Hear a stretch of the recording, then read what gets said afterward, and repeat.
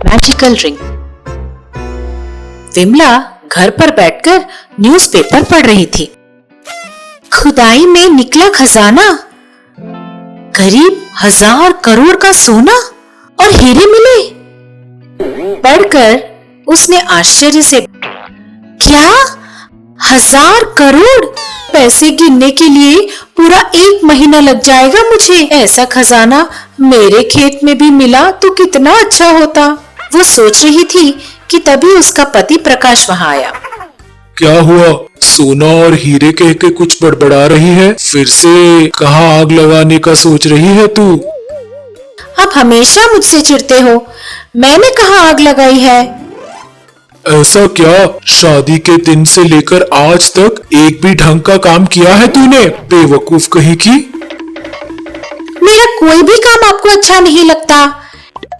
एक ना एक दिन मैं कोई अच्छा काम करके आपसे शाबाशी जरूर लूंगी। तुम कुछ भी मत करना, मेरे घर का सत्यानाश मत करना। बस मैं जो कहूँ वही करती रहो। चलो कुएं के पास जाकर 3-4 पेड़ लगाकर आते हैं। कहकर वो विमला को लेकर अपने खेत पहुंचा। उसने फावड़ा और कुदाल ली और खेत में जमीन को खोदने लगा। थोड़ी मिट्टी खोदते ही उसे वहां एक पत्थर दिखा। यहाँ तो पत्थर है, चलो किसी दूसरी जगह जाकर खोदते हैं। कहीं और क्यों, इस पत्थर को निकाल कर यहीं पर पेड़ लगाएंगे। ऐसा कहकर उसने धीरे धीरे उस पत्थर को अंदर से निकालना शुरू किया। उस पत्थर के नीचे बहुत बड़ी गुफा निकली। ये देखकर वो दोनों दंग रह गए। ये क्या? यहाँ इतनी बड़ी गुफा कहाँ से आई? इसमें क्या सोना और हीरे वगैरह होंगे क्या? पता नहीं, तू यहीं रुक, मैं अपने भैया को लेकर अभी आता हूँ।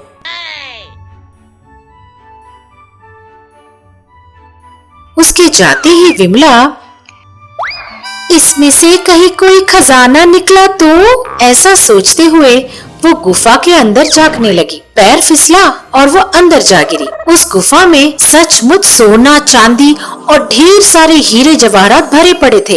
ये सब देखकर विमला को अपनी आंखों पर विश्वास ही नहीं हो रहा था। कितना सोना, कितने सारे जेवर! वो आश्चर्य से चारों तरफ देख रही थी कि ऊपर से प्रकाश, विमला कहाँ है तू? अगर मैंने बोल दिया कि यहाँ सोना है तो वो बुढ़िया इसे सब में बांट देगी। उसको कभी नहीं बताऊंगी। किसी रात यहाँ आकर सारा सोना ले जाऊंगी।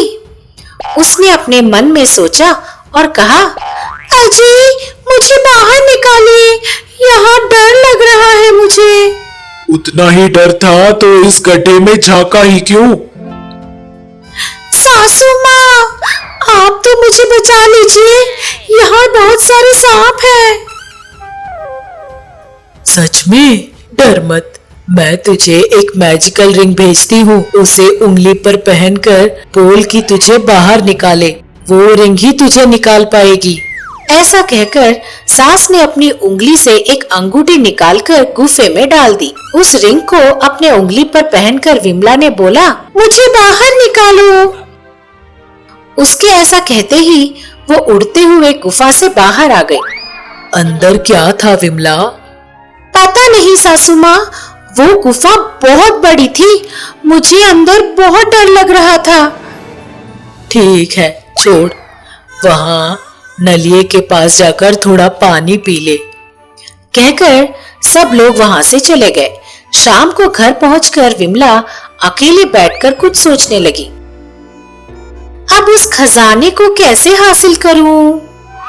वो सोच रही थी कि प्रकाश वहां पहुंचा। क्या बात है, इतना क्या सोच रही है? क्या गड़बड़ करने वाली है? क्या जी, हमेशा मुझे ही सुनाते हो। मैं जो बात अभी बोलने वाली हूँ ना, आप मुझे शाबाशी दोगे। अच्छा, ऐसा क्या? तो बोलो। हमारे खेत में जो गुफा है ना, जानते हो उसमें क्या है? सोने और हीरों का खजाना है। अच्छा, तो फिर तब क्यों नहीं बताया तूने? हाँ, अगर मैं तभी बता देती तो आपकी माँ उस सारे खजाने को लेकर उस कमला में भी बांट देती। मैं चाहती हूँ कि सारा खजाना सिर्फ हमारा ही हो। तू तो बहुत लालच कर रही है, लेकिन ऐसा कुछ नहीं होने वाला। उस खजाने पर सरकार का हक है। मैं अभी पुरातत्व विभाग वालों को फोन करता हूँ। लक्ष्मी देवी स्वयं हमारे घर पधार के कह रही है मुझे अंदर ले जाओ, और तुम बहरे की तरह उनकी बात अनसुनी करना चाहते हो। लेकिन प्रकाश ने विमला की एक ना सुनी और पुरातत्व विभाग वालों को फोन करता रहा। फोन नहीं लग रहा है। मैं शहर जाकर कल उनको अपने साथ लेकर आऊंगा। तब तक तुम चुपचाप घर पर बैठी रहना। ऐसा कहकर वो चला गया। प्रकाश के जाते ही इस आदमी के दिमाग में तो भूसा भरा हुआ है। घर आए लक्ष्मी को पैर से ठोकर मार रहा है। लेकिन मैं वैसा नहीं करूंगी। मैं अभी वहां जाकर थोड़ा बहुत सोना बाहर निकाल लेती हूँ। मेरे पास सासू माँ का दिया हुआ अंगूठी भी तो है। इसी की मदद से मैं आसानी से सोना बाहर निकाल पाऊंगी। वो उस गुफा के पास जाकर पहुंची। अंगूठी को देखकर बोली, मुझे अंदर ले जाओ। कहते ही वो अंदर चली गई।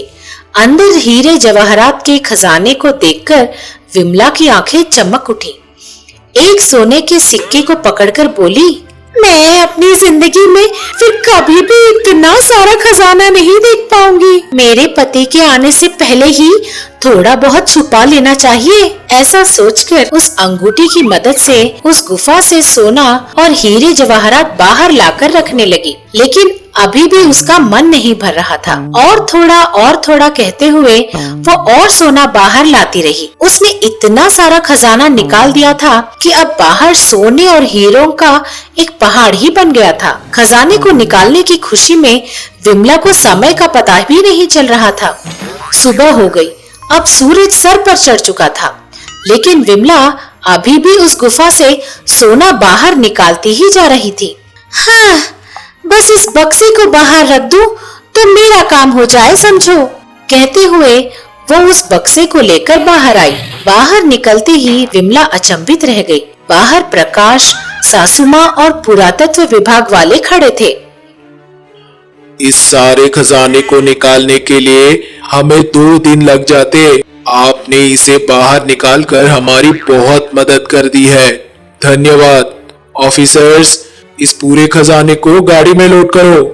ऐसा कहकर उस सारे खजाने को गाड़ी में चढ़ाने लगा।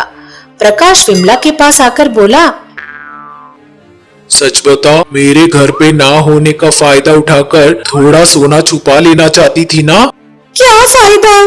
मेरी पूरी मेहनत को बेकार ही हो गई है ना। अरे पागल कहीं की, तू कहती है कि मैं बुद्धू हूँ, पर तेरी अकल को क्या हो गया?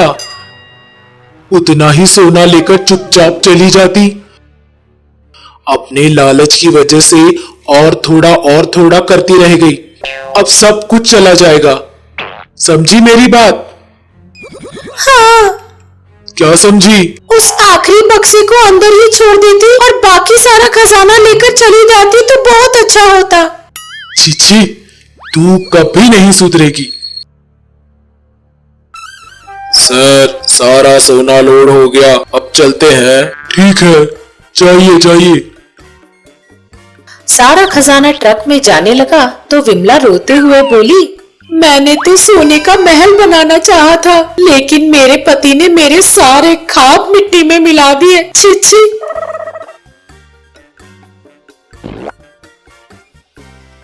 बहुत हुआ रोना धोना। वो अंगूठी माँ को वापस कर दे, नहीं तो सुबह वापस यहाँ आकर ढूंढने लगेगी कि कुछ बचा कुचा हो।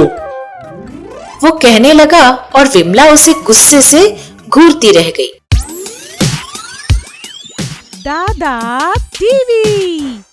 इस तरह के कई और मनोरंजक और ज्ञानवर्धक कहानियों के लिए बने रहिए हमारे साथ।